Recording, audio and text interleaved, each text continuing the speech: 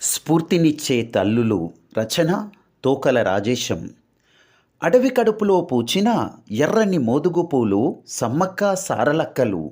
ఇప్పపూల పరిమళం లెక్క అడివంతా వ్యాపించిన రెండు కాళ్ళ బంగారు లేడిపిల్లలు.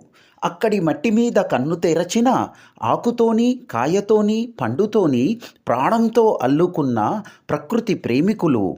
అడవికి అతి వయ్యారంగా నాట్యం నేర్పించిన కొండ కిందనే ఆయుధాలను భుజకీర్తులుగా ధరించటం నేర్పిన యుద్ధ వీర నారీమణులు. రాచరికపు కాలంలోనే అడవి తల్లి ఇంటి గడపలో ప్రజాస్వామ్య పరిపాలనను స్వప్నించిన ప్రజాపాలకులు. మదపు టేనుగుపై పంజా విసిరే సింహాల్లా రాజ్యాధికార మదం మీదికి దూకిన శివంగులు. గడ్డుకాలం ప్రజలా ప్రాణమా అన్న ప్రశ్నను తెచ్చి చేతిలో పెట్టినప్పుడు నిస్సహాయులైన ప్రజల కోసం శత్రువుల గుండెల మీదికి దూకి ప్రాణాలను బాణాలుగా వదిలిన త్యాగధనులు.